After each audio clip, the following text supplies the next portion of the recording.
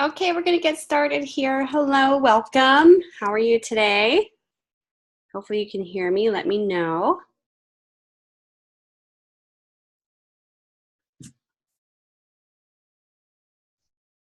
Okay, just let me know if you can hear me there, Linda. You just got in here. Maybe some other people will be strolling all in. Great, awesome. Welcome to DES114, Print Production and Color Theory. I'm glad to have you here. This is actually a pretty fun class to take and teach as well. So I think you guys will really enjoy this. This class is kind of like a review of fundamentals of color theory, but then also mixed in with the print production side of it, which is kind of an interesting thing to learn about in the beginning process of your college years here, because print production is something that sometimes we don't think about as designers. We just think about how do we create, a concept, but print production is also a big part of the process as well, because obviously it's the end product of what we're doing for the most part. So we really have to be mindful of some things during that process to make sure that we're coming up with the best solutions for our projects. Because if we're designing something that's aesthetically pleasing and it's effective in its message, but then not paying any attention to the print production side of it, obviously it can fail in that regards if we're not doing it correctly.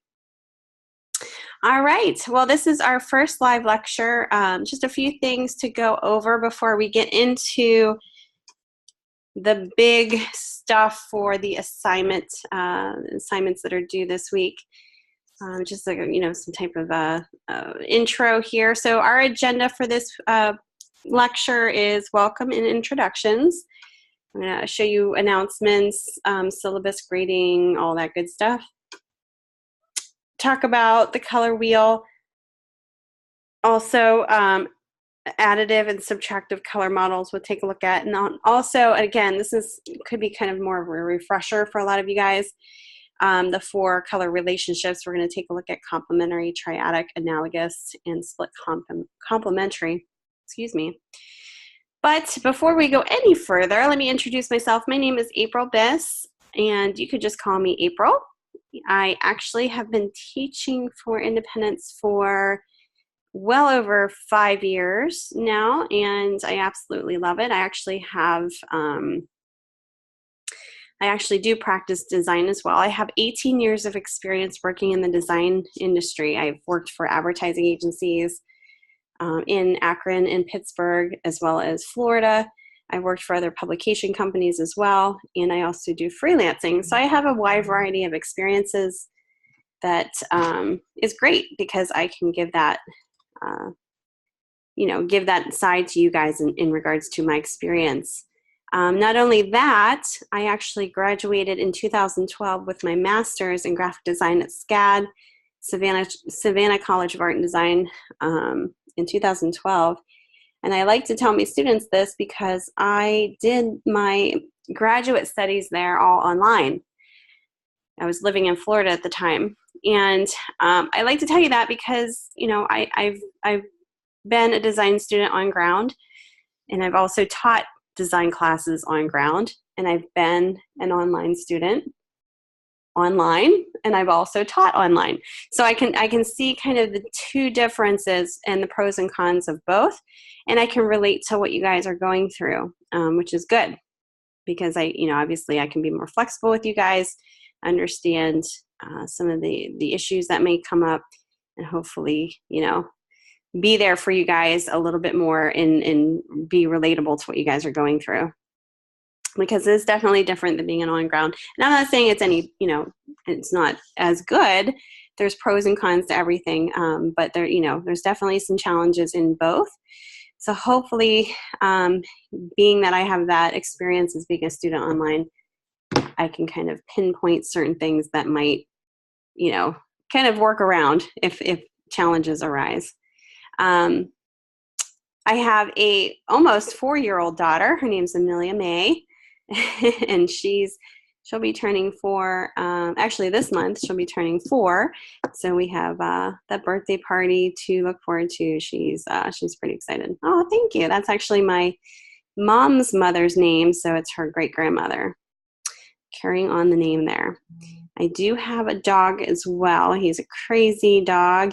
His name's Santino. He's a Chihuahua dash hound mix.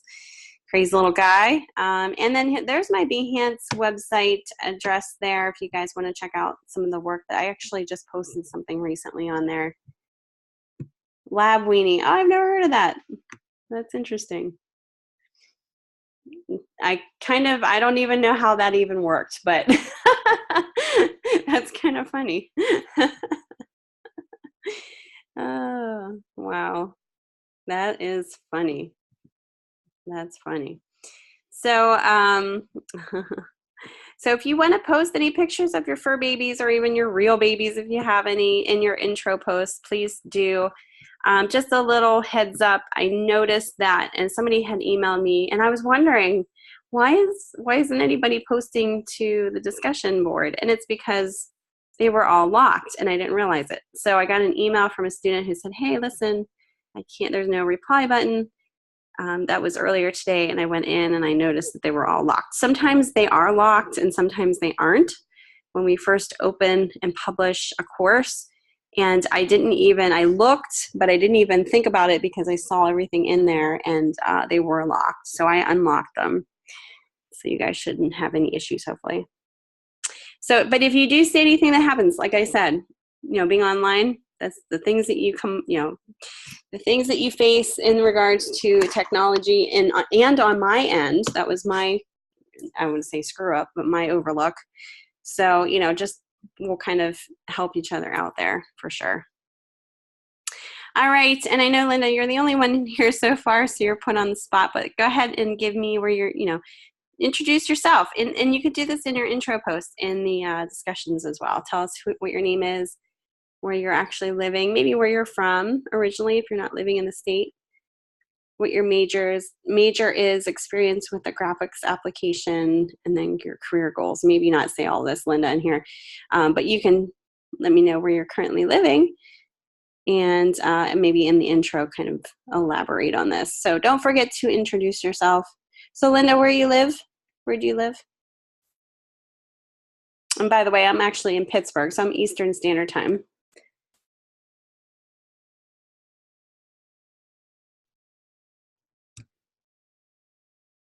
Okay, Texas. Okay, very cool. The announcement said the live session time change. Let me go check that out. Did I post something by accident with that in there? Hold on.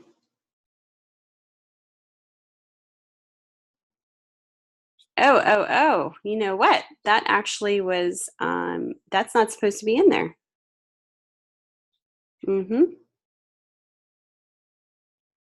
I don't know why that was, yeah, okay. You know what? Let me edit that because that's not supposed to say that. That is just the, I think I just accidentally hit the wrong thing here.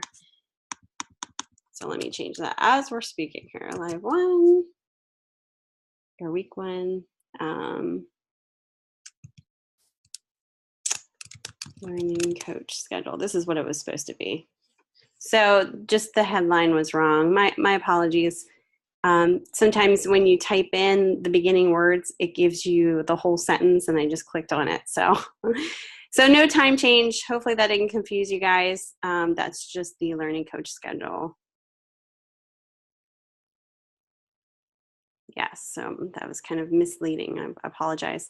So there you go. There's another thing that we just caught. A little intro. Go ahead and read. This is the announcements. You guys obviously are, pretty much aware of the important announcements that are posted here. Yeah, I hope that didn't screw everybody up. I really apologize about that. I didn't even notice that when I clicked on it. I thought, oh, that's the topic I want. So it's been a crazy week so far, and it's just got started. But I kind of reiterated when our live lectures, or when our live lecture is during the week, and also multi-session. So that's where you'll find that. All right, so definitely check in with the announcements. Don't forget your syllabus is in there. This is where the live session will be posted and accessible if you're coming in live. This is where you can actually find the lecture days and times. So Tuesday, if you are Mountain Time, it's 4:30 Eastern Time, so 6:30. And then the multi-session, and that's not mandatory. That's only if you guys need extra help and want to come in. Same time tomorrow is when they'll be for me. Here's the link to access the live lecture. Don't forget your recorded sessions here. You have a video to watch before I actually post this lecture, which will be right here.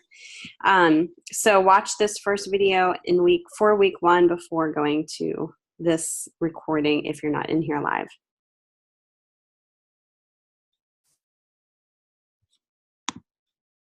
Oh, you can't see what I'm showing, or can't see what I'm showing there. You see it now?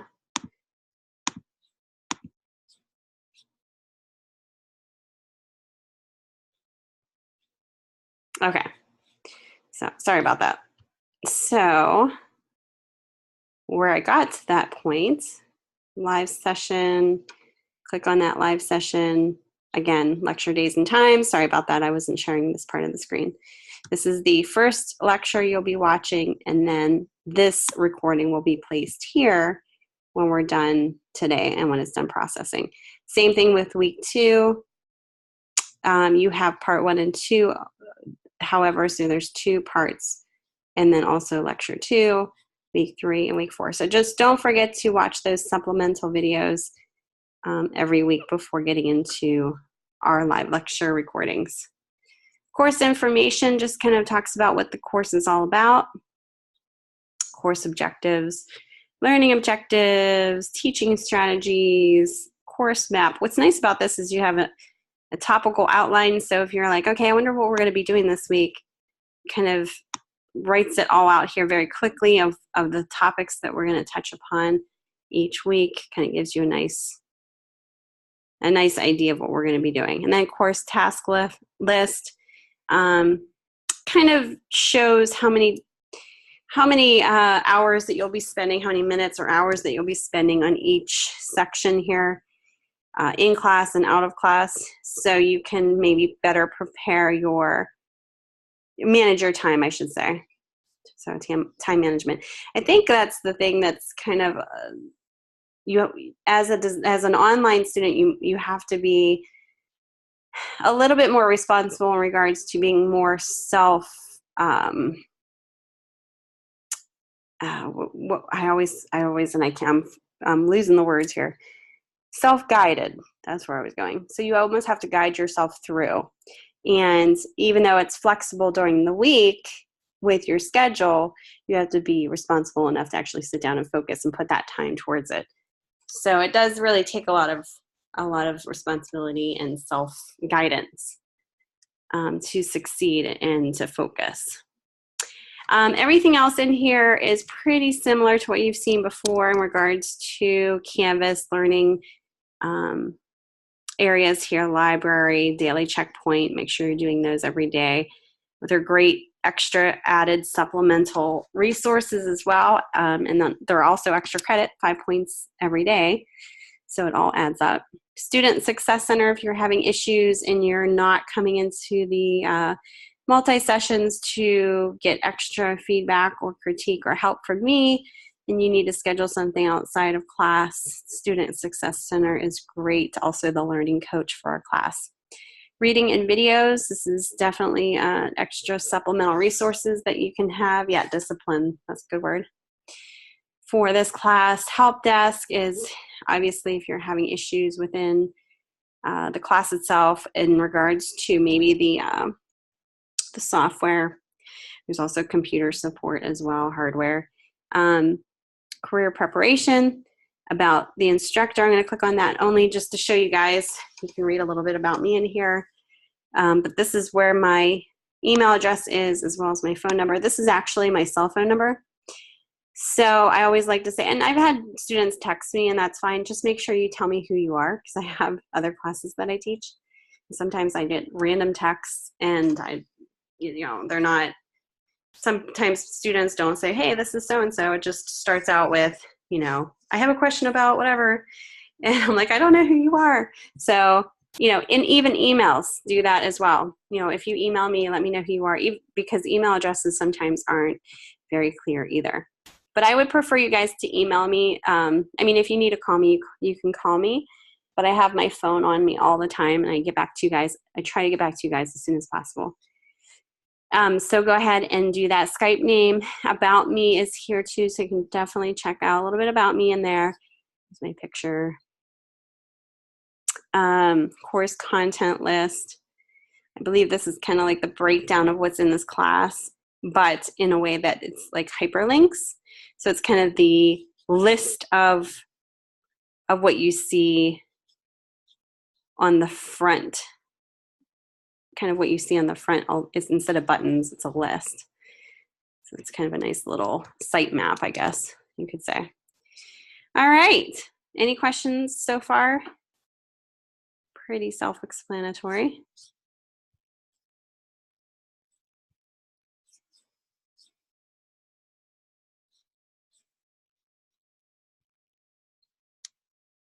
Okay. All right. Let's move on ahead. So yeah, and another thing, just make sure you're getting your assignments in on time. This is kind of a good habit to get into. When you're actually working in the field, you might not get a second chance, but in school, you kind of have a little bit more flexibility. We do have a week grace period with a 20% deduction. If it's over a week late, it won't be, you can't get credit for it. If it's a discussion post that you're posting past the due date, it's not going to be credited. There's a reason for that, because, people aren't going to look back, your fellow students are not going to be looking back the week before to respond to your post. So you gain the most that you can during the week that it's due. If you post early in the week, that's the best time possible, because people have a chance to collaborate and talk to you and participate, and you gain more out of it that way. So communication regarding late work is key in the course. This will save you missed points. Week 4 assignments cannot be turned in late. And this is just talking about discussions that we just talked about. All right, so course objectives for this class: you will be able to identify all parts of the color wheel and articulate common color relationships, differentiate between spot and process color application and appropriate spot and color usage, successfully work with PMS colors and define their unique features. So PMS colors, if you don't know what PMS stands for, it's Pantone Matching System. We'll be talking about that more in detail. Develop a personal branded print bid sheet for use on freelance print design jobs. Demonstrate mastery of creating packaged print-ready InDesign files. And demonstrate mastery of basic InDesign layout skills, including paragraph styles, baseline grid, typography, and image frames. So succeeding in this course, if you're thinking, okay, how am I going to succeed? What are some tips? Read the announcements. They contain very pertinent information to this class. It includes links, reminders, scheduling, etc. So if you miss something, I've had students, it's obvious that they didn't read the announcements of that week, because they'll email me a question and I'll be like, oh, I already posted an announcement about that. So definitely review that. So this is how I communicate with you as well. Definitely check in. Participate in the discussions each week. There are 60 points for the total credit there. So make sure you're participating, you're posting your initial post by midnight every Wednesday before then, and then responding to at least 2 different peers on separate days. Complete assignments on time. Sometimes this is a challenge, but hopefully you guys are pretty much, trying to get yourselves in a good habit to turn in all of your assignments on time. I know things come up, life happens, trust me. I believe, like, I am human too, and I am here to help you guys, and I want you to succeed in this class. If something really happens in your life that it's hard for you to manage, you know, getting your work in on time, just email me, reach out to me.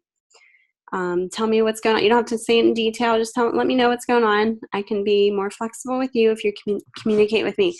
Now, if you communicate with me and you wait a couple weeks, you know, I won't be as flexible with you because I don't know what's going on. So just kind of keep that in mind. Make sure you're doing the daily checkpoints. Like I said, easy 5 points every day. Attend live sessions. You know, it's not mandatory, but it's always good to be here live. We have chances to collaborate and communicate and participate, and also maybe even give extra feedback towards the end. We will be demonstrating on how to do the assignments in each live session. So even if you can't make it here live, the recording is very helpful to watch each week. So that's kind of the meat and potatoes behind this class, I think. I think, if anything, watch the lectures always, because it can save you a lot of time and energy. Come to the multi-sessions if you need help, and communication is key, just like in anything in life, right? All right, so just a little overview. Our sessions for... Oh, really? Okay, so you have a different schedule, Linda?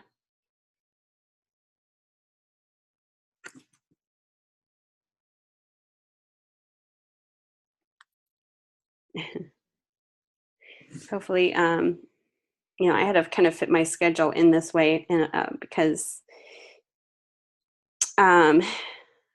of things going on in my world here with family and all kinds of stuff going on. Oh, okay. Oh, good. I'm glad you're here.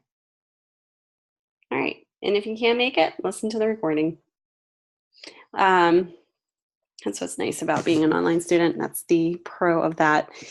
So we're going to meet here on Tuesdays from 4:30 to 6:30 Mountain Time. Oh, okay. Well, good luck to him. Tomorrow's Wednesdays are a multi-session, same time. And like I said, they're open for you guys to come in for assignment problems, questions or one-on-one tutoring. So, you know, definitely keep that in mind. You're welcome. All right, so before we actually get into here, I just want to share Canvas really quickly again, because I like to go over the objectives for this week specifically. So I'm going to click on week 1. Every button here is clickable. So if you actually click on the actual week button, it will give you a breakdown of our course objectives for that week. So everything that you should be walking away from this week learning is listed here. Also, a nice little short video, kind of inspirational video. You can also have links here to all the other pages that you'll need this week in assignments. So this week, you're going to differentiate between additive and subtractive color models, define primary, secondary, and tertiary colors. You're going to define tints, tones, and shades of color. You're going to identify the following color schemes: complementary, triadic, analogous, split complementary, and monochromatic.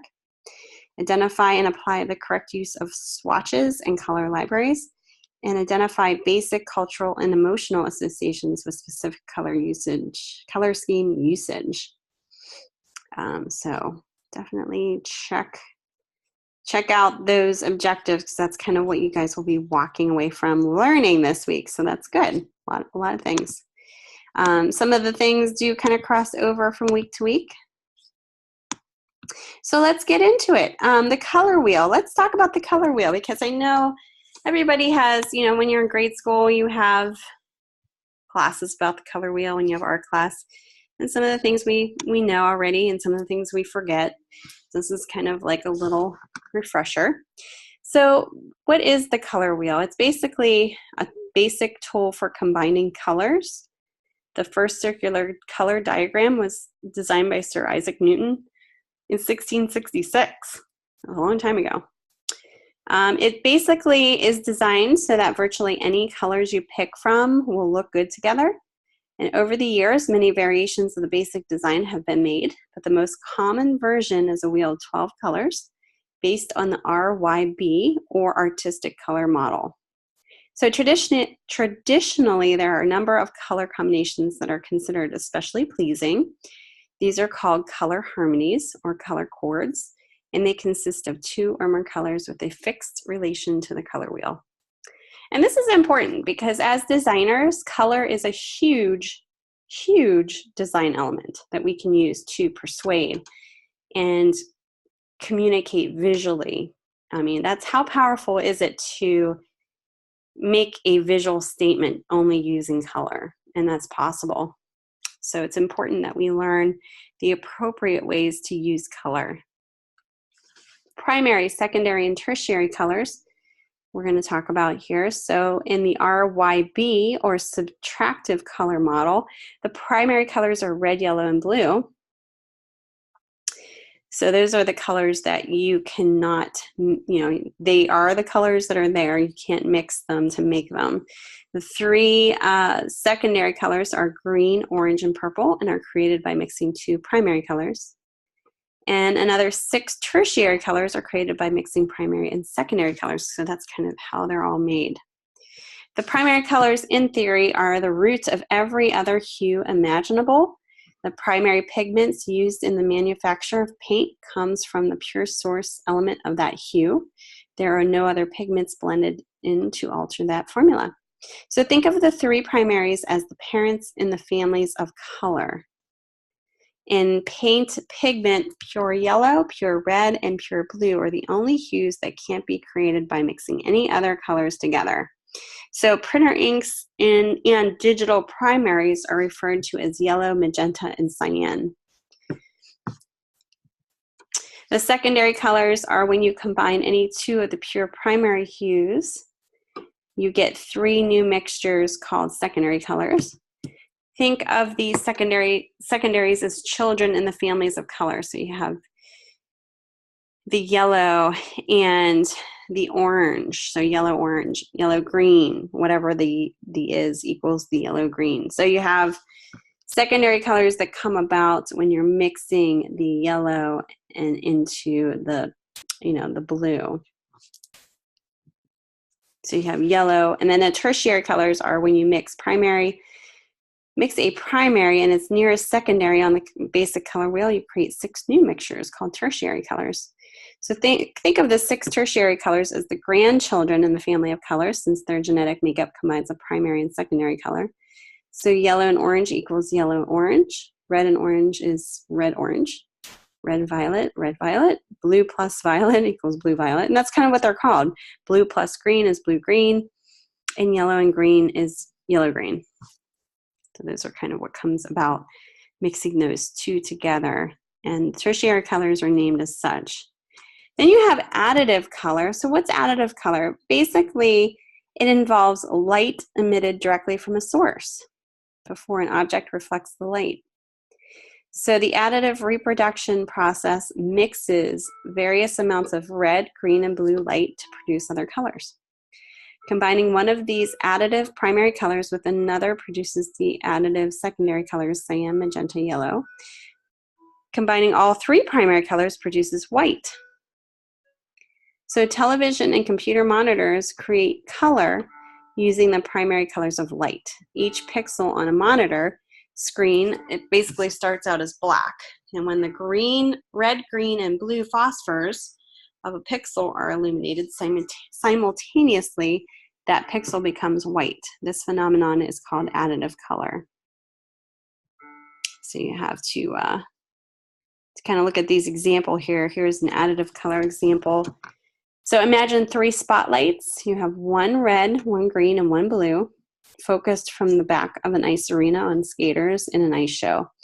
Where the blue and green spotlights overlap, the color cyan is produced.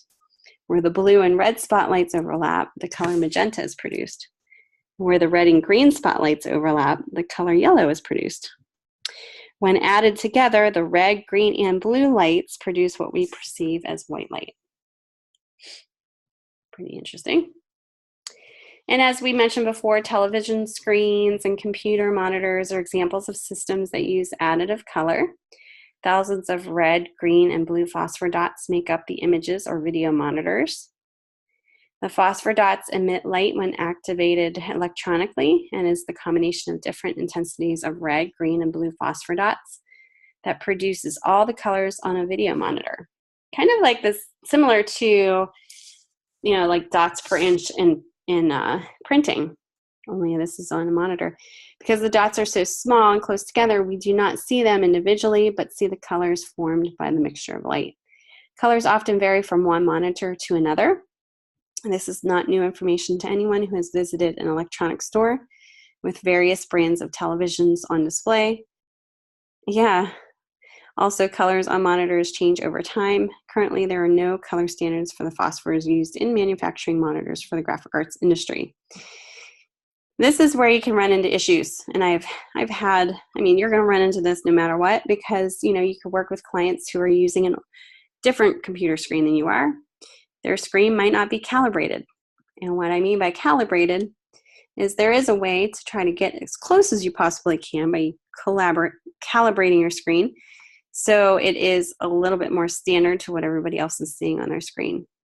And that's why it's generally not a good idea if you have a project that you're trying to get the color down like spot on, and you want it to print in that way. It's not a good idea to proof it on your screen, especially as a PDF. So if you're sending a PDF to your client, you don't want to color proof a PDF, because colors in a PDF aren't what you're going to see in print. That's just, when you send a PDF to a client, you're basically telling them, okay, listen, the color is probably not going to be like this. It's going to be a little, might be a little off. So don't color proof it. I just want to know if everything else looks okay. If you want to color proof, if they don't, if they generally see that it looks good, that's fine. If they're not as concerned with the color, but if they're really, really concerned and picky about the color, you get a color proof from the printer before you actually print it. You pay a little bit extra for that, but usually the client can cover it. That just kind of makes sure that the color is consistent to what they want.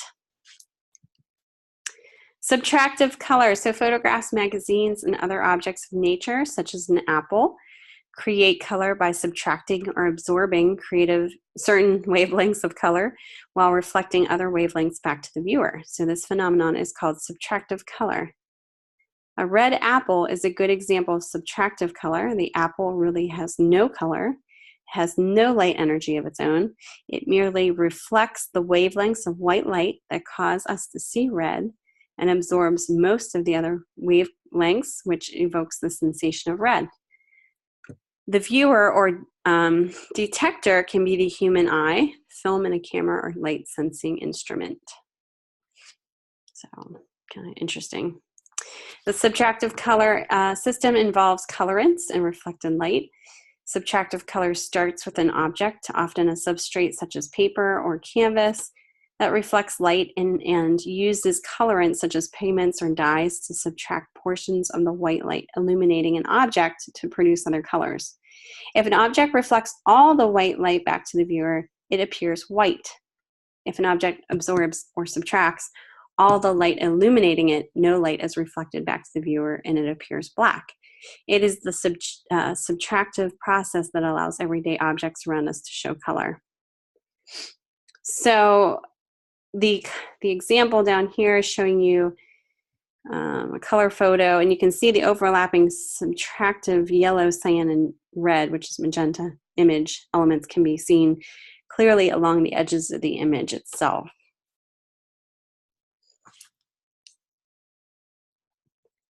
So color paintings, color photography, and all color printing processes use this subtractive process to reproduce color. In these cases, the reflective substrate in canvas paintings or paper, photographs, prints, which is usually white. The printing presses use color inks that act as filters and subtract portions of the white light striking the image on paper to produce other colors.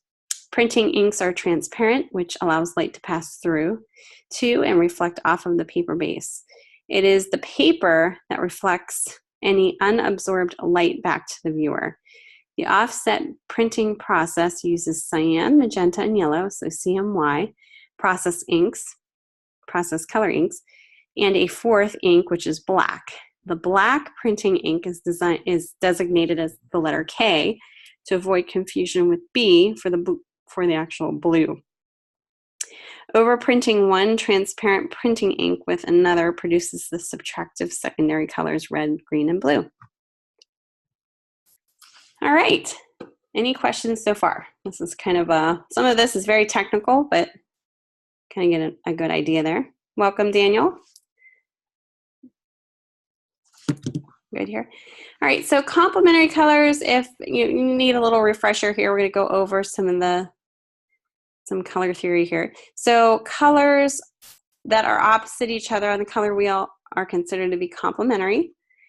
So I think opposite, red and green is a good example of that. You can see that in the color wheel to the right, and then also below in that example with the dots. You can see how they look with the black and the white background.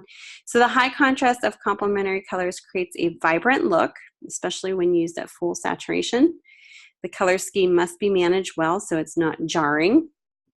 Complementary colors are tricky to use in large doses, but work well when you want something to stand out. Complementary colors are really bad for text. I just had a student do this with their type. They actually had a green, that same color green background for one of their advertisements, the solid green color, and then their type was in that same red. And it was really hard to read. It was kind of like that.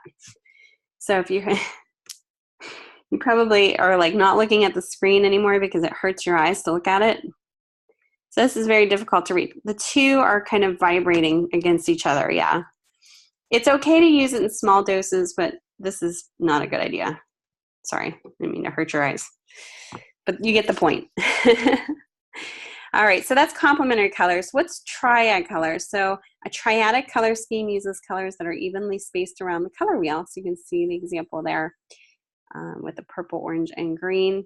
The triadic colors tend to be quite vibrant, even if you use pale or unsaturated versions of your hues.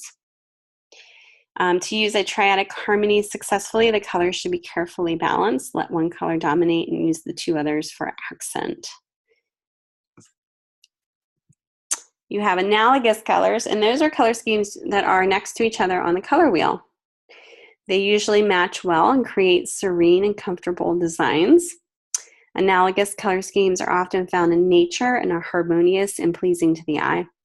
Make sure you have enough contrast when choosing an analogous color scheme, and choose one color to dominate, a second to support. The third color is used along with black or white or gray as an accent. So you can see green or blue-green, green and yellow-green are kind of next to each other on the color wheel. That's the analogous colors. Then you have split complementary. So the split complementary color scheme is a variation of the complementary color scheme. In addition to the base color, it uses two colors adjacent to its complement. This color scheme has the same strong visual contrast as the complementary color scheme, but has less tension. The split complementary color scheme is often a good choice for beginners because it is difficult to mess up. You can see the example there on the right of the split complementary color example. Okay, any questions so far? This is kind of like a review. It's good to kind of get that little refresher there. All right. I'm actually, before I get into the assignment one, I'm going to go and look at the discussion, and then we're going to take a short break here. Make sure everybody is good with the discussion here. I always like to kind of review it and see if you have any questions. So discussion one, let's go ahead and take a look. And like I said, I just unlocked these discussions. So if you had issues replying or posting to this earlier today, that's the issue. It should be fixed now. Okay, so I'm not going to read the background because I think you guys can do that on your own. I don't want to bore you by reading word for word again. So go ahead and read through the background. It has a lot to do with what you're going to be discussing. There's a video here, just a little short video that kind of supports this background here information. I'm going to go right to the prompt. Okay, let me scroll down. All right, so for this discussion, imagine that you're helping a client choose colors for a poster. The client is a theater group, and the poster is advertising plays for the upcoming fall season. The first play is a simplified short version of The Wizard of Oz that will be performed during the day for children 4 to 12 years old. The second play is a holiday comedy based on How the Grinch Stole Christmas for the entire family. The third play is Dial M for Murder, a classic thriller mystery for adults. The theater director's daughter loves painting and drawing and has come up with a palette of colors for each play. The theater director is so proud and happy about them and asks you what you think. Do they work? Do any of these need to change? If so, why? So you can see, let me zoom in here. You can see there's color schemes for each play. So The Wizard of Oz is above the color scheme shown, How the Grinch Stole Christmas, and Dial M for Murder shown down below. Do you think they work? You know, kind of explain why you think they do, or maybe some that don't, and you can support your perspective with citations. So for your post, you're going to choose one of the play palettes to find above. So you don't have to do all three, just one. If you're not familiar with any of the plays, you can do a search for them to find out what they're about. Talk about the emotions suggested by the colors selected and whether or not they are in line with the play they represent. Share at least one resource that helped you define your thoughts and opinions. Tip is don't go for the obvious. So pushing and reaching into people's emotions require a well thought out color scheme. So for example, choosing red and green for The Grinch Who Stole Christmas, while it does say Christmas, doesn't instill the mood of the storyline. For your citation, you might use articles that describe the emotional or psychological effects of colors. You can also find articles from experts that suggest how one goes about creating a cohesive color palette for a project. And just goes on about saying the initial and reply posts should work to develop a group understanding of this topic, challenge each other, build on each other, and always be respectful, but discuss this and figure it out together. Here's all the requirements. So make sure you're reading through that too. That's very important. Kind of what's cross-checked when I actually evaluate your work. So choose one that is, that you're maybe more familiar with, or maybe that you like the most. Something that you can, really get into and start talking about. And say, do they work? Do you think that any of these colors work? Maybe some of them can be swapped out for other colors, or maybe you think they all work. Any questions about that? Kind of a fun little discussion post exercise here. And, when you read other people's posts, maybe you can kind of give them a different perspective. Maybe you can say, hey, I see it in this way. If you don't completely agree with what they see, be respectful about it, but just kind of see what, I think that's what's really great about a discussion is if you guys can, and I want to say poke holes in each other's theories, kind of, if you see something that you can challenge in a nice constructive way, I think that's kind of a nice way to expand your perspective for different topics. You can really learn a lot that way too. So maybe you weren't looking at it in that way. And then when somebody brought it up, you were like, oh yeah, I totally can see that now. So if there, obviously is opportunity to do so, that would be great. Just kind of challenge each other. All right, very good. I'm going to take a short little break here. I know, Daniel, you just popped in here, but I've been talking for a little bit here. Let's do a quick break, and then I'm going to get right into the assignment 1. I'll do a demo kind of showing you how I would approach it, give you some ideas and some tips there, and then we'll go from there. Sound good? So I'll meet you guys back here. Let's do 5 minutes so you guys can have like a break from hearing me talk. Although you love it, right? You love hearing me talk now. Hopefully.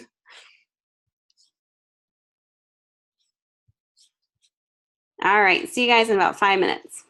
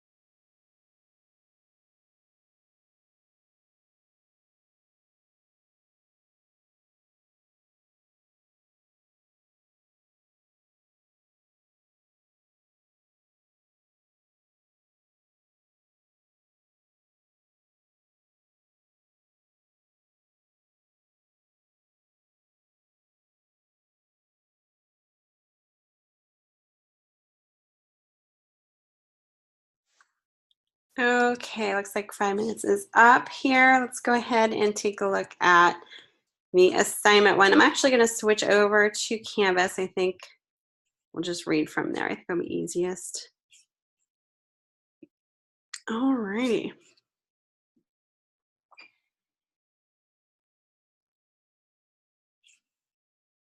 All right, so this assignment is actually really, I think, really fun because it's open to your creativity. There is no set way that you have to do this in regards to, yeah, it has to be a basic color wheel. No, you can be very creative with this. Just as long as you have your 12 main colors within your color wheel, you should be good to go. So feel free if you want to do something pretty unique and interesting. If you want to keep it simple, that's fine too. I'll just kind of show you a different method if you want to kind of play around with that too. But basically what we're going to be doing is, and you can read through the background here again. I won't read through all of that for you here. Hold on, let me make sure I'm sharing the screen. Yeah. Go ahead and read the background information, the little video that's provided here, 4-minute video. I'm going to go right to the prompt. So for this assignment, you'll be creating a color wheel and then applying your understanding of some common color schemes to it. There will be 4 color wheels total, each demonstrating an instance where one of the following occurs. So I think the easiest way to do this is just create the color wheel and then you can copy and paste it on your 4 artboards. And then, have signifiers signifying which one is complementary, which one is triadic, which one is analogous, like what colors on that wheel are showing each color scheme. Okay, so you're going to show complementary, triadic, analogous, and split complementary. So in the instructions, you're going to create your assignment in Illustrator. The document size should be 10 by 11 inches. You should have 4 artboards total. Create a color wheel on the first artboard utilizing the bright color swatches. Swatches options panel, open swatch library, color properties bright for the primary and secondary colors. Utilize Illustrator's blend tool to create the tertiary colors as shown in this tutorial. So that kind of helps you get the blends in there. You can be straightforward with this using circles in a traditional circular pattern, or more creative by changing up the shapes and layout, but you must keep the correct order. So make sure your colors are in order. You have the red, orange, yellow, orange, and so on and so forth. This will ensure that your color schemes work properly. As long as the relationships are in the above order and are easy to identify, have fun with this. Duplicate your color wheel to the other 3 artboards when you're done. And then you're going to indicate one color scheme, so complementary, triadic, analogous, and split complementary on each board using lines or something similar to show the relationship. You only need to show one instance of each relationship. You're going to export, when you're done, you're going to export your artboards to a multi-page PDF. You're going to name your file as such before submitting. And just make sure that you're keeping your native files so that you can go back and change them if you need to. Any questions so far?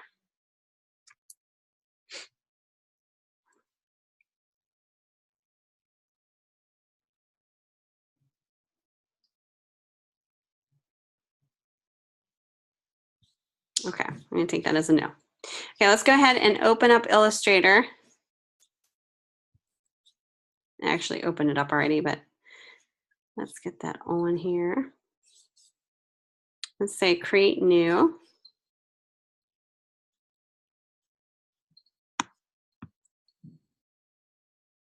Let me stop. Oh, stop sharing. I'm going to try to share this screen here. Hold on one second. Here we go.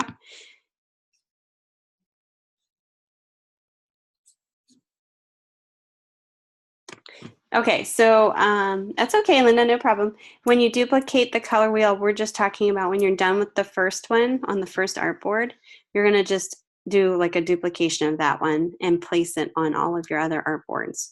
And I'll show you what I'm talking about with that. Yes. So you're not recreating it each time on each artboard. You're just going to copy and paste. Yeah. Okay, so when you go into Illustrator, you're going to go File, New. Awesome. You're going to make sure that this is in inches here. And you're going to want to put in 10 width by 11 height. And then we want 4 artboards, so make sure you have 4 set there. Click OK. Hold on 1 second, I have to switch my sharing here. Okay, here we go. So it should look like this.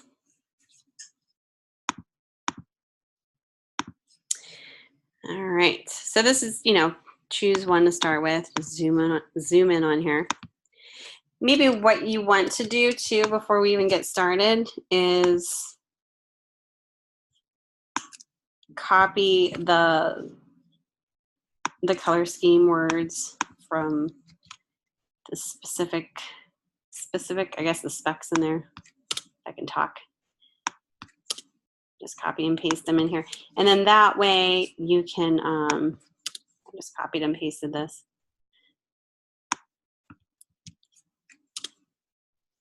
That way you can just get that in there so you don't forget. So I'm just copying each of these here. Oops. Sorry if you hear a lot of wind. My furnace just kicked on. It's right next to me. I'm sorry if it's really loud. Okay, so each of these should have 4 different color scheme options here. Make these a little bit bigger. Maybe complementary. Let's see. I'm just going to bring up my character palette, just make sure they're all the same size. Let's do 36. And it doesn't matter what typeface that you use, but keep it consistent.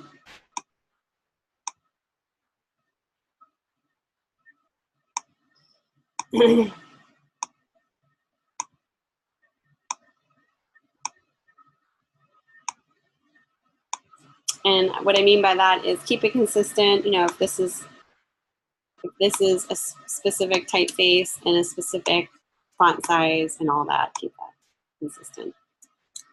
Might be even easier just to kind of copy this and spell it out.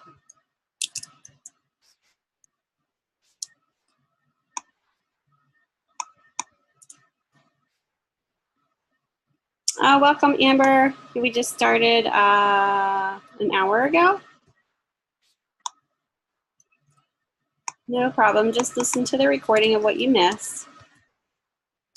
We just got started with the assignment 1 demonstration, so it's okay.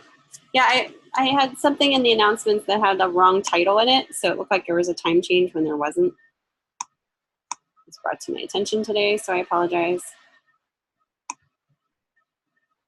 If you have your smart guides, it's kind of nice because it intuitively tells you where the center is and the alignment for each one of these. Oops. So 6, if you're Eastern time, we start at 6:30. I'm going to name this 114. Yeah, and that's all in the live lecture forum area, live session forum area. It has all the time zones listed there. No biggie. Just listen to the recording of what you missed. It was basically a lot of like review stuff that you just kind of missed.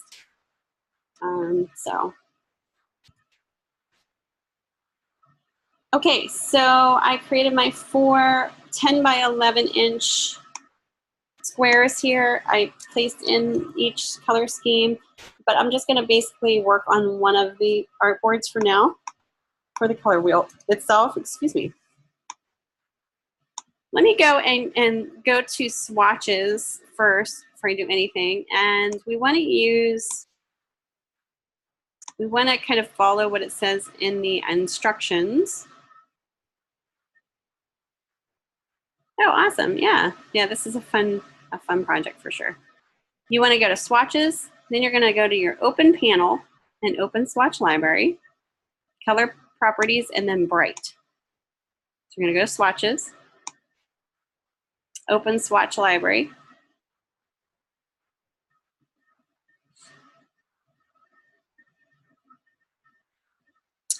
And then we're going to go to color properties and bright. Okay.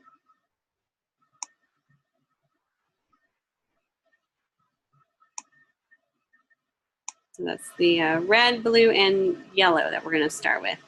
Now, like I said, you don't have to do the typical color wheel, just as long as you have the correct order of your colors and you have at least the 12 colors shown.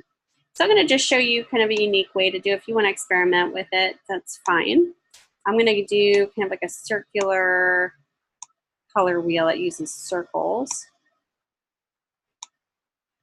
Feel free if you want to emulate what I do. If not, you can do your own thing. If you want to try it and then do your own thing, that's fine too. Kind of we learn the way that we like watch and do, and then we can do it, you know, you can try something unique on your end.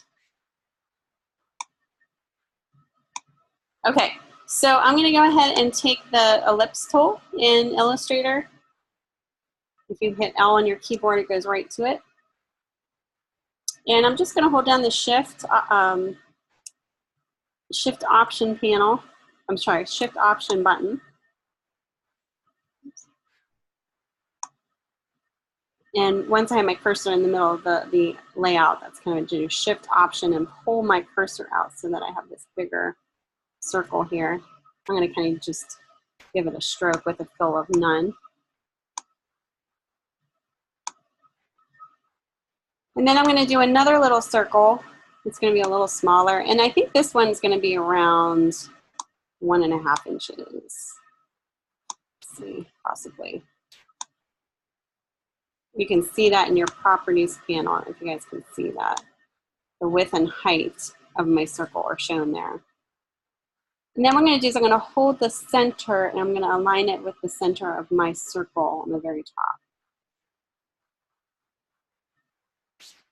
So basically, I can fill this circle. Let's fill it with a color, just like a gray color for now, the neutral gray here, with the nose stroke. All right, so then I'm going to, basically what I'm going to do is I'm going to convert the circle to a symbol. So how do I do that? I go up to Window if I don't see symbols as a palette on my navigation screen here. So I go to Window, Symbols. And this basically creates a really easy symbol to use over and over again. So select your smaller circle.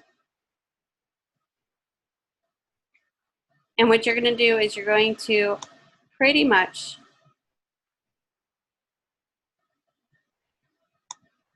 drag this right into your symbol palette.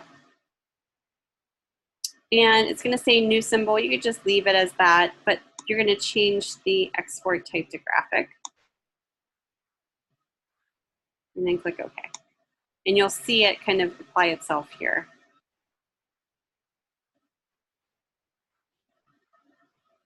You can do the same thing. Actually, let us name that. Let's double click on this. Oops, not double click, sorry. Let's do this again. Let's name this small circle. I forgot how to do the other circle. And then we'll click on the big circle and we'll name this big circle graphic. So what's neat about this is anytime that you want to create another circle like this, you just drag and drop it over here. And it just does it very, very easily. All right, so I'm going to grab the highlight the circle in the big circle. And I'm going to basically align center.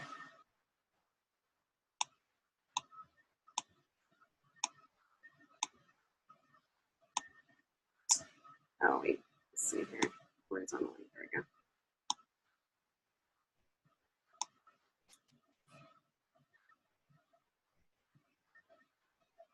You can grab also the middle part of this center,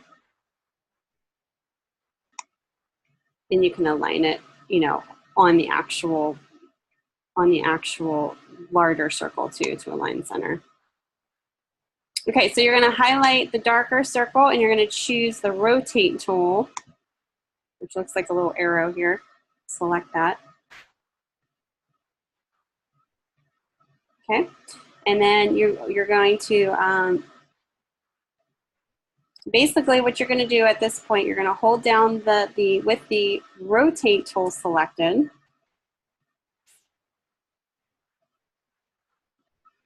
You're going to hold down the Option key on your keyboard. I'm going to hold it down in where the center of this circle is. And when you release that, a window comes up, the rotate window. And you want to type in 30 degrees for the rotate. And that basically creates the 12 circles that we want.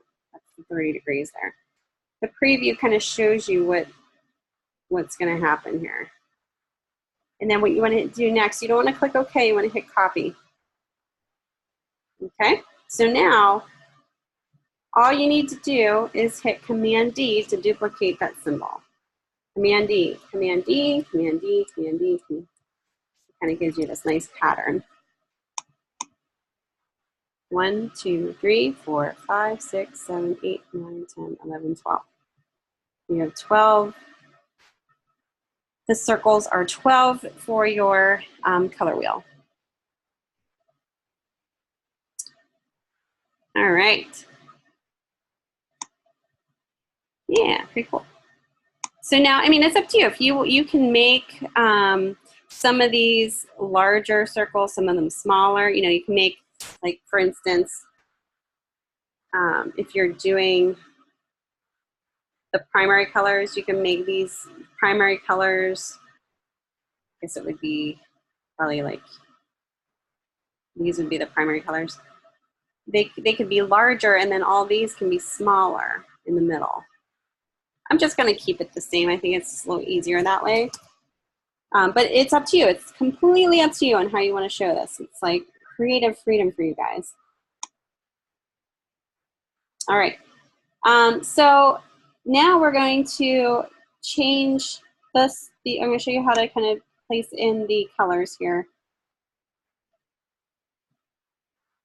Okay, thanks, Daniel. Thanks for coming in. Just watch the rest of the recording. You should be good to go, hopefully.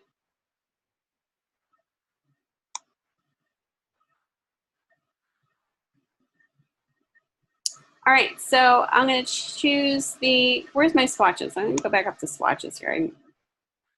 My swatches are gone. Where are they at? Oh, there they are. All right, so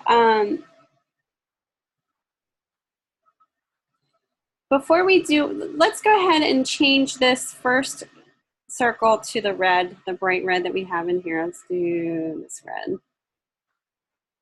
Well, we have to change this out. So what we got to do here is, hold on a second.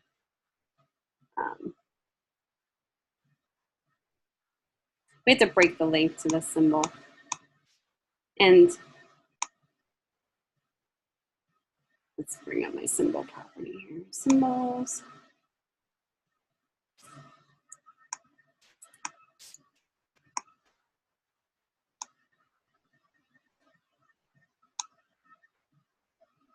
Okay, so if you have it as a linked symbol, you're going to have to break it before you want to add color to it.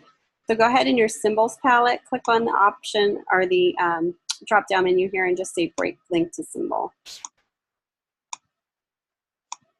So you can do like a select all. And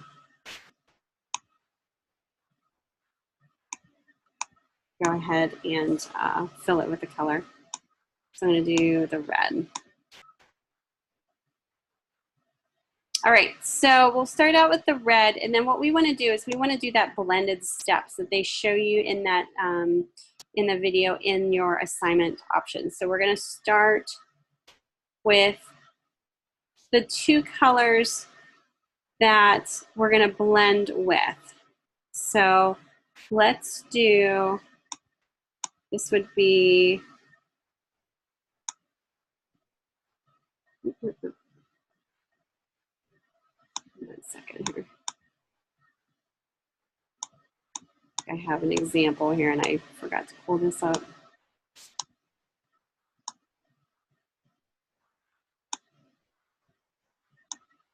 So that one would be the, we'll do the bright yellow, we'll do this yellow, and then this would be the blue. Let's do regular cyan, let's do this one. And I'm using the bright as shown in there in the actual assignment. They were suggesting you use the bright colors.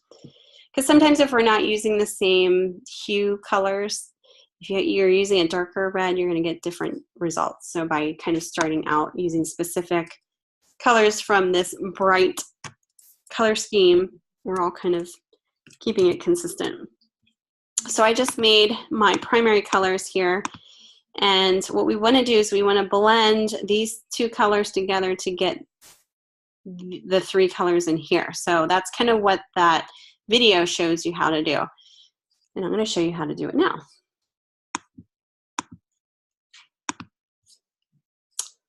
Get rid of my stuff here so I can actually show you. Let me go to this artboard so it's clean. So basically what I'm going to do is I'm going to make a temporary rectangle just for the sake of putting in my swatches here. And I'm going to make this that red that I used up here, which I think it was this one. Yeah. Okay. And then what I'm going to do is I'm going to Command Shift V to copy and paste. So I'm going to pull the rectangle down. So Command Shift V.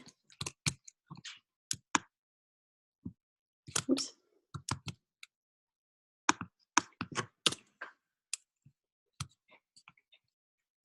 Or you could actually do just the Alt drag, that's fine too. And what we're going to do is we're just going to create four, just make sure they're evenly spaced. We're going to create, let's see, 1, 2, 3, 4 rectangles here.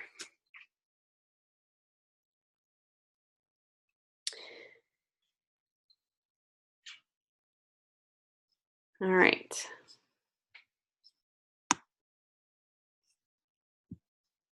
I just double clicked on the fill here. Just give me 1 second.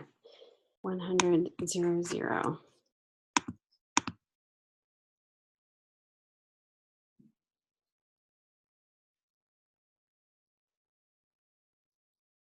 All right, so what we want to do is we want to, actually, you know what we want to do? Let me see here. I might not need these two because I'm blending these two colors together.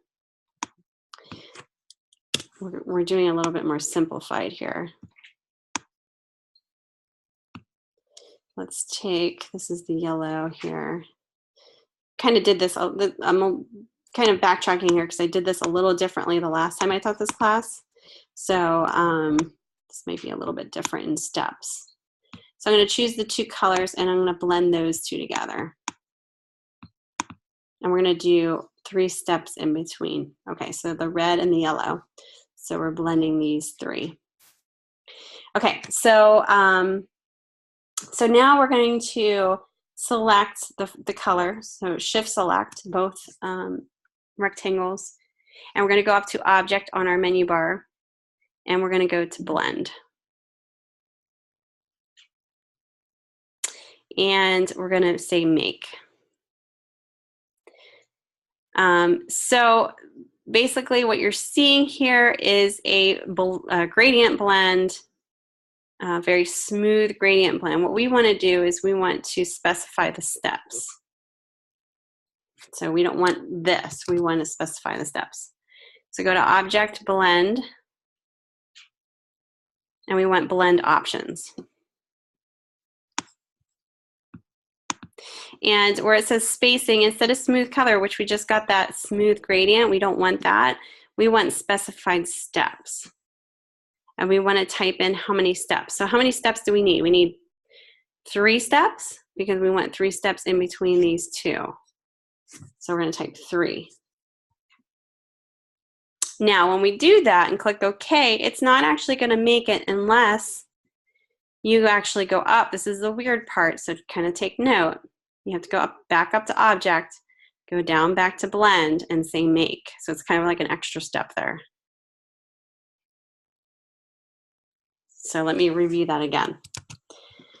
You're going to create two circle or rectangles. You're going to have one red and one yellow. We're going to do 3 steps in between. You're going to shift select both of these rectangles, go up to Object, Blend, and instead of Make, you're going to go to Blend Options, Specified Steps 3, click OK. You're not going to see anything yet. You're going to be like, what's going on? It's not working.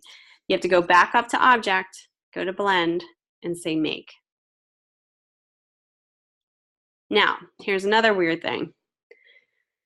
You think maybe, oh, I can just drag the colors in here now or access them, but you can't because they're all like a blend. It's a blend. You can see this straight blue line, which is telling me right now this is a blend. So what we need to do is we just need to ungroup it. So we're going to go to Object, and we're going to choose Expand.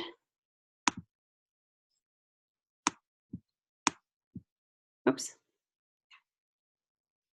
I'm sorry, Object. Object Expand. And then click OK. And then this will enable us to ungroup it. So go up to Object, Ungroup. So you can actually click on the individual rectangles. So obviously we already have the red and the yellow in here. Now we just need to change the 3 in here. So this one, we'll select the next step, which is right under the red. Select that circle, take your eyedropper tool with that selected, and go ahead and sample that orange. Go back up to the selection tool to deselect or hit Tab.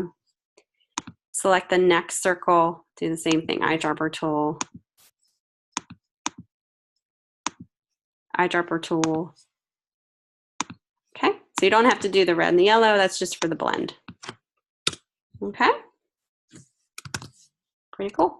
So the next thing, you'll just do the next blend, which is the yellow and the blue. Same thing as you did. And these don't have to be a particular size, you know, you just 2 rectangles is fine. Oops. And what you do have to pay attention to is that this color and this color are the same when you start the blend. So that's that color, that's the one that we need to choose there. All right, and then we're going to do a shift select, Object Blend, repeat all of this over again, 3 steps. Object Blend Make, Object Expand, click OK, and then Object Ungroup. So a lot of little steps there, but you hopefully, once you do the first one, hopefully it'll get easier.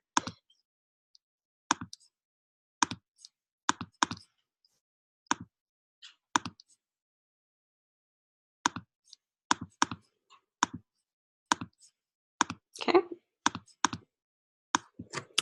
Delete that, and then the other ones are as such. So go ahead and do that real quick. Oops. Red. Make sure it's the same red here. And the blue. So a pretty cool technique in regards to like getting that blend together. That's consistent.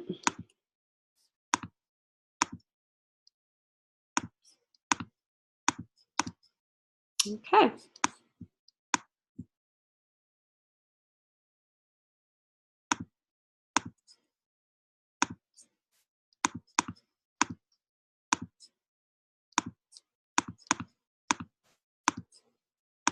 And then I'm just gonna, once I'm done here, I'm just gonna get rid of the big circle in the background.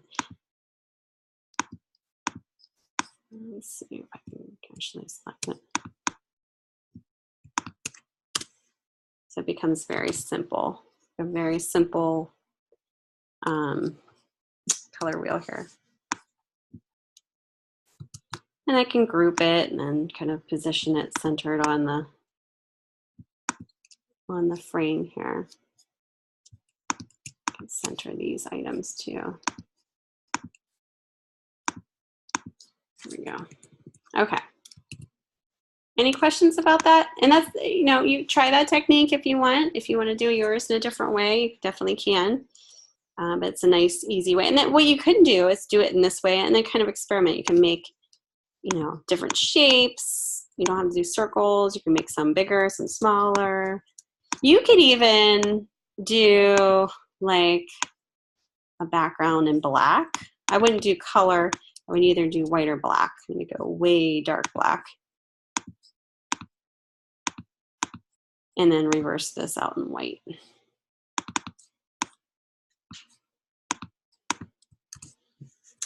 Yeah, it is fun. Okay, so this is what you will copy, not the title, but you're going to copy all of this.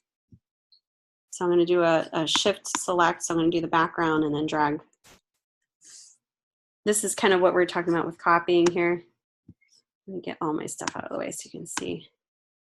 On your 4 artboards, the only thing you're not going to take is obviously the tag, the color scheme name. You can do the color scheme name once and then like rewrite it in each one. Might be kind of a nice way to do it easy. I'm just doing the alt drag. You just have to make this white.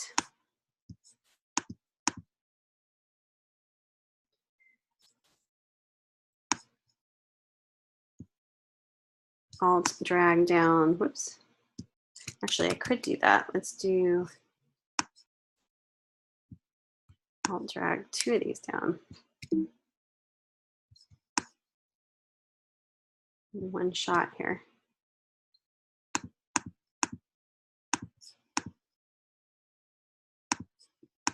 I wouldn't use any other color in the background, just black or white. Just because once you start messing around with the color in the background with different color hues, other than like a neutral color, it starts changing the way that the colors look in the color wheel.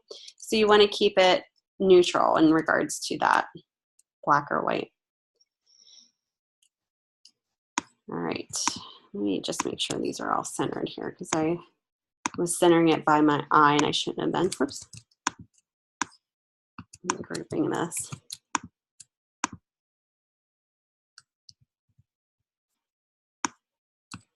Oops. I did it very quickly and probably not the best way.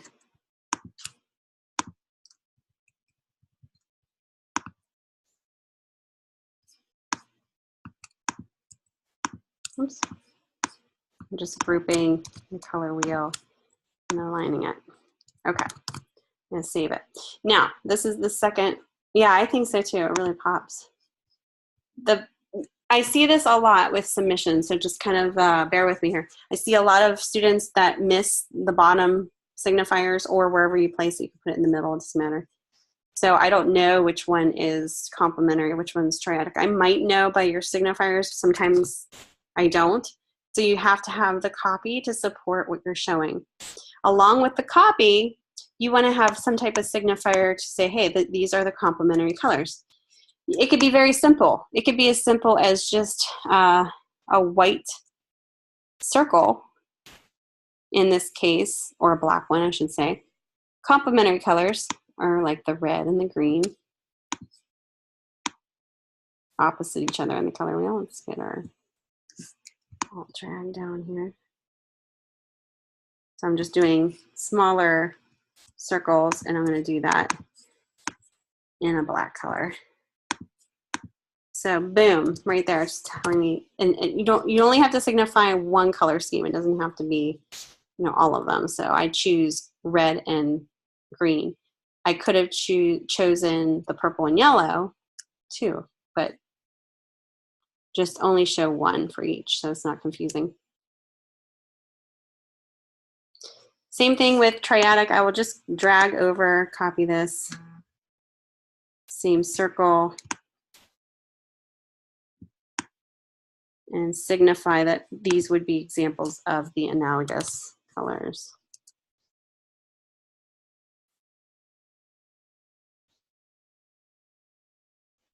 Does that make sense?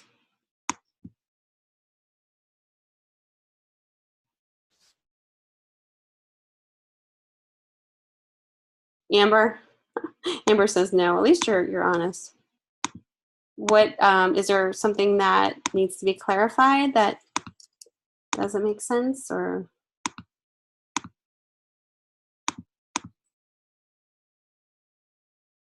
Okay, so can you give me an example of what you're lost about? Like, you have to be a little bit more specific.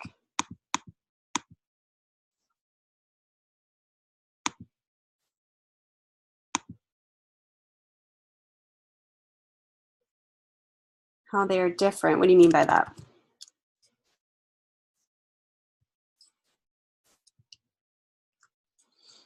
So your oh,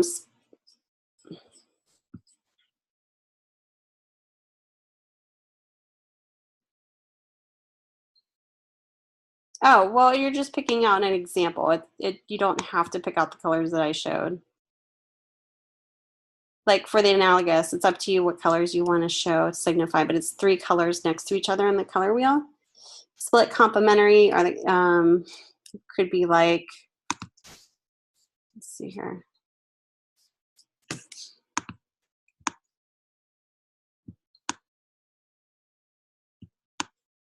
This is an example. It doesn't have to be this particular colors. It could be the purple, the blue, and the orange yellow.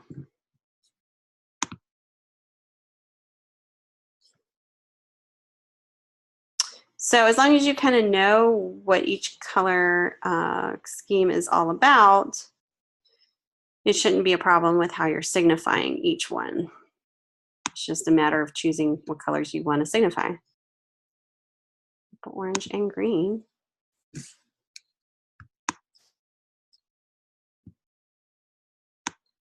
that make sense?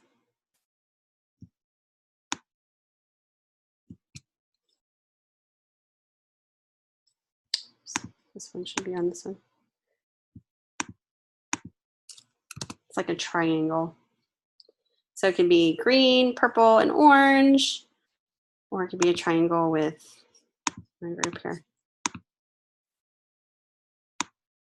Blue.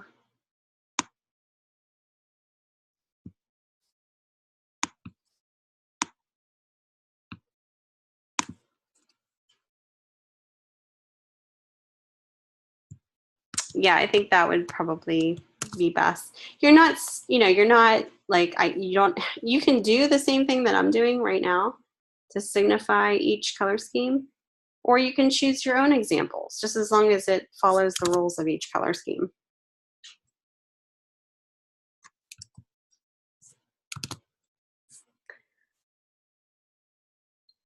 All right, so this is pretty much what you have to do, and it can be very creative. You don't have to have circles. You could have stars. You could have, I've had students show, different emoticons, or, it's completely up to you and how much time you have, how much time you want to put into it, how much fun you're having, experimental part of it. So it's completely up to you. You can keep it very simple too.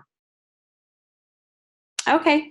Yeah, Amber, we kind of went over that a little bit in the beginning of the lecture too, so that may help to review that in the lecture recording. Okay, so now you need to just save it out as I believe it said PDF, correct? Just make sure I'm not, yes. Multi-page PDF. So you just go File Save, and then you're gonna File Save As, and where it says format, you're just going to save it as the Adobe PDF to the desktop. I'm going to save mine. All pages, and click Save. It's okay if you choose the smallest file. It's, I should be able to see it very clearly on my screen. So the PDF that I just made, let me open that up so you can see it.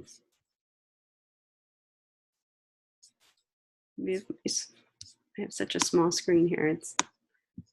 There we go. Okay, I'm just opening up my PDF so you can see what's submitted here. So this is what I would be reviewing if you submitted your work and it was a multi-page PDF.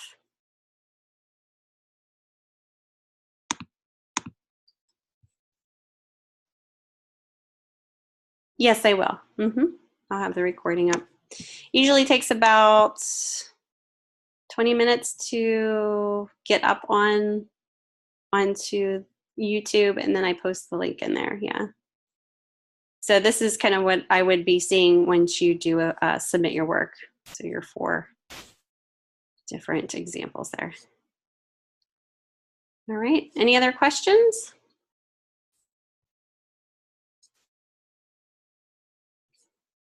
So that's the file that you would submit. And this is, again, done in Illustrator.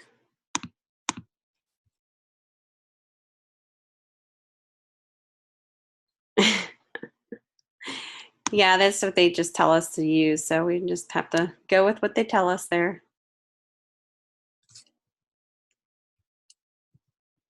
All right. Let's take a look at your assessment one. And I think this too is also a fun assessment. Let's go ahead and take a look at that, and then I'll help you kind of get started with that as well.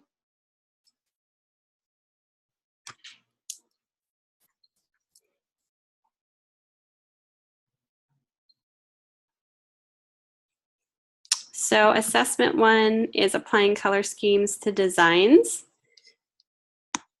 worth 50 points. You can go ahead and read through the background here. I won't read it word for word. I'm just going to go through the prompt and then see if you have any questions, and I'll kind of show you some examples here. Okay, so for this assessment, have some fun creating an abstract geometric composition using just shapes. So draw circles, squares, triangles, organic shapes, or any combination of them. Employ the principles of design, contrast, repetition, alignment, and proximity to ensure sound design choices. Avoid strokes around your shapes and do not go for something recognizable. The more abstract, the better. Once you have your composition complete, duplicate it to 3 total artboards. Color each composition with the following color schemes: analogous, complementary, and monochromatic. You're going to use Illustrator for this. Your size of your artboards will be 8 inches by 8 inches. You're going to utilize an analogous color scheme for one composition. You may use tints and tones of the colors for this competition. I'll show you kind of how to access that easily. Utilize a complementary color scheme for one composition, and then also the monochromatic. And then you're going to do the same thing, only you'll have 3 pages as far as your submission instructions. Obviously, it's named differently. Okay, so let's go ahead and go into Illustrator, and we'll open up a new document. Go File, New. I don't know if you guys can see this, so let me share my screen settings here. Just make sure you have it in inches. We'll have 8 by 8. And instead of 4 artboards, you're going to drop this down to 3. Click OK or Create. Go back to my screen sharing. So it should look similar to this, unless yours is organized differently than mine. That's fine. Zoom in. So this is really kind of, again, this is open to your own creativeness. The only thing that it says is to keep it more abstract than anything.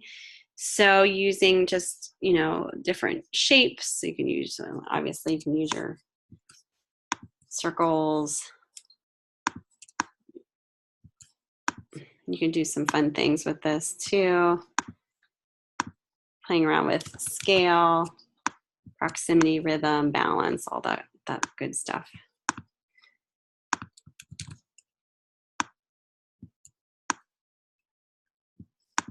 Do something interesting and fun.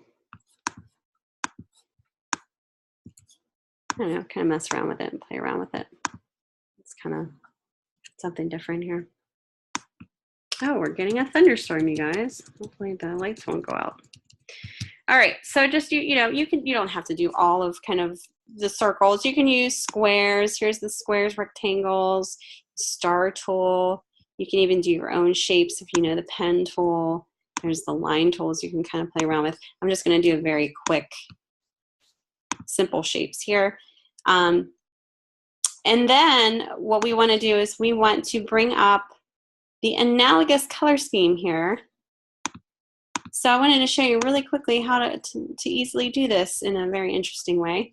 So go ahead and go up to Window, oops, sorry, and go to Color Themes.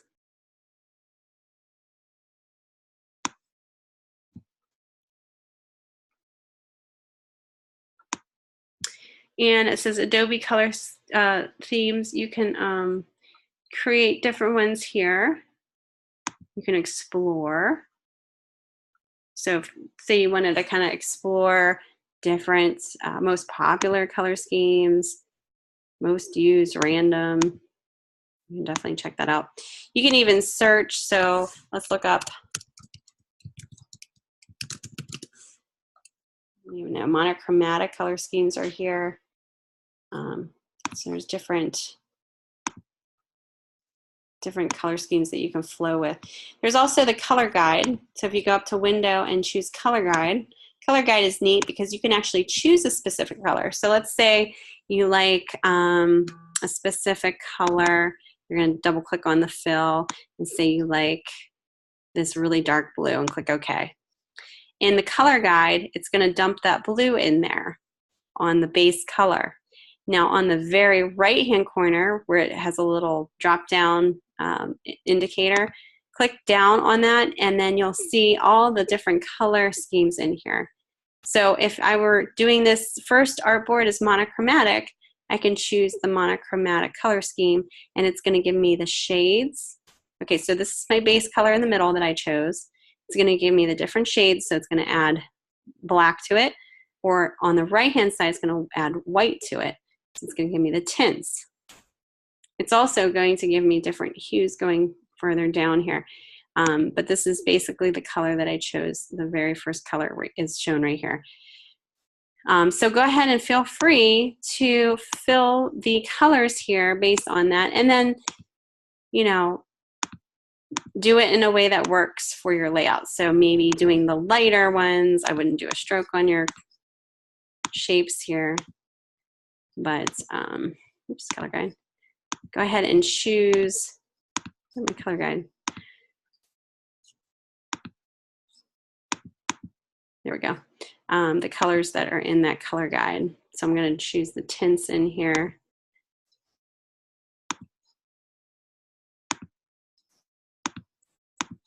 Tints and shades, depending on what I want to do.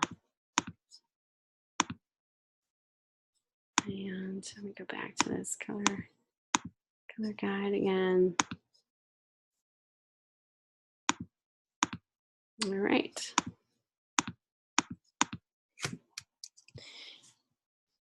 I can even play around with this even more if I want something more interesting.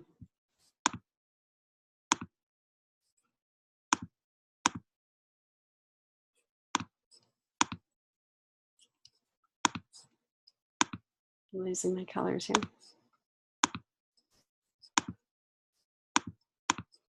What happened to my big one? Oh, I think I missed it. I think I got rid of it by accident here.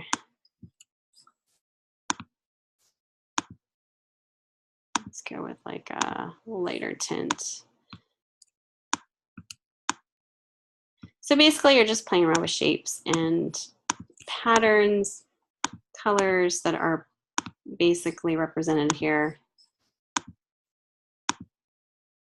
Let's do a darker one for this one. There we go.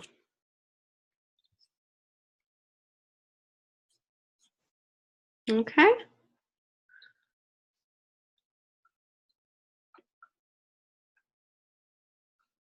So then the next one, you could copy, you know, obviously I would copy this over. Or if you actually were kind of, if I was smart enough to do this, I probably would have done this in the beginning. Let me delete my artboards. So I just deleted the 2. Now I'm going to drag and drop this down to the document so it just automatically copies it.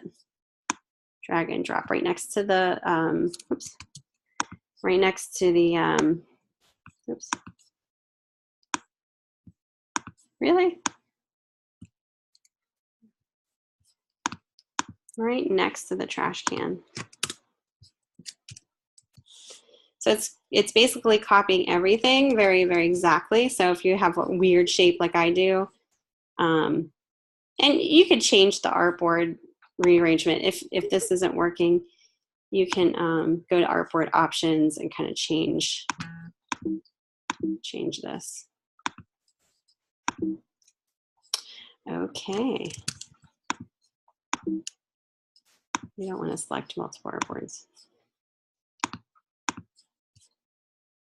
Exactly. Yep. And then you're just going to show each color scheme based on that. Okay. Cancel. Sorry. There we go.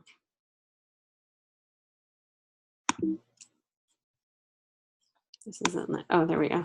I'm like, this isn't let me do this. That's not what I want anyway. Here we go.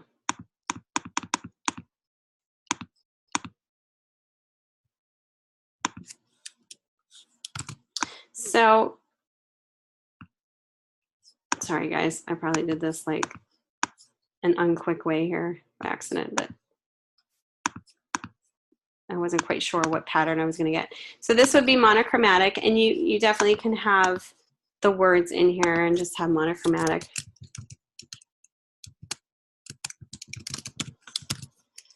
So that I know kind of what you guys are showing here, visually and verbally.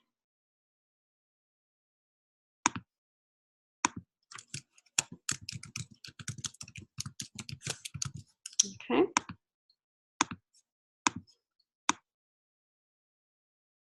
It doesn't have to be, you know, you can kind of be creative with that too. Yeah, right.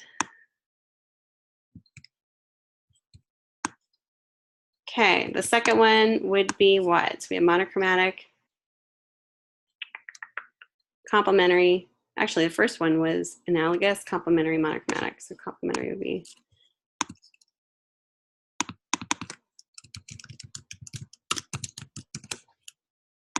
And the easiest way to do this is just go to your color guide again.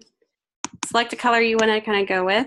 So you want to go with maybe a deep red. Drop down menu and choose complementary. There's different there's a complementary 1 and 2, and then you know there's one with a little bit more tints and hues involved. You could do the basic one if you want, and then you would just change it based on that.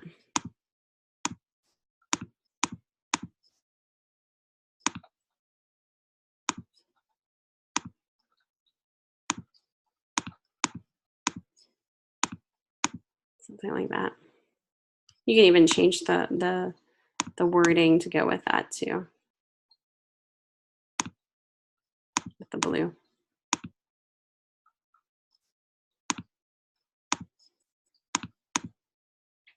And then this would be analogous. If I spell that right. Let's see here.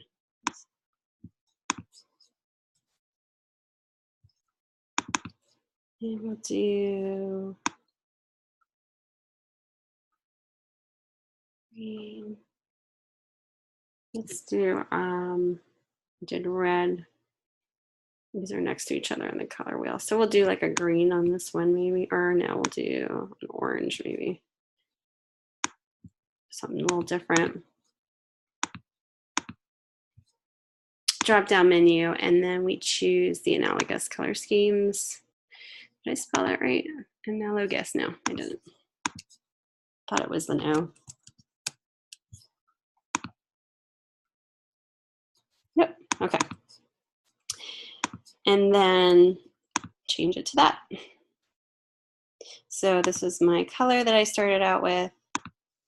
No, this is the color. and then next to each other on the color wheel.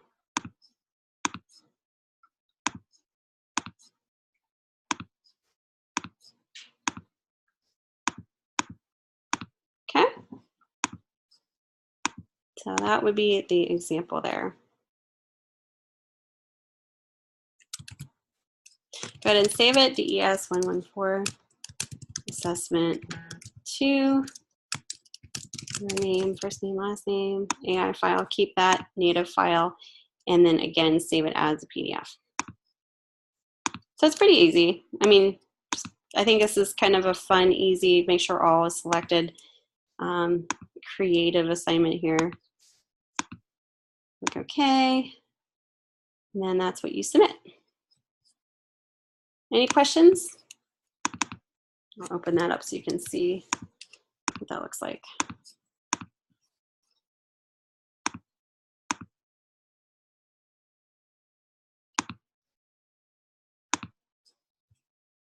Fun start, yeah. I think it's kind of a nice, you know, way to ease into the class and kind of get started, not being so overly complicated with some of the assignments. Oops. Exactly, yeah. This is kind of where you kind of decompress from all your other projects that you have going on if you have 2 classes, and get into the zone here. Have fun with colors. Does anybody else have any other questions? This is kind of where I ended my lecture, so I pretty much am going to wrap it up if you guys don't have any other questions or want to see anything else. And like I said, we're going to meet tomorrow night at the same time, so if you have any questions, you can pop in and I can help you out. All good here. Okay.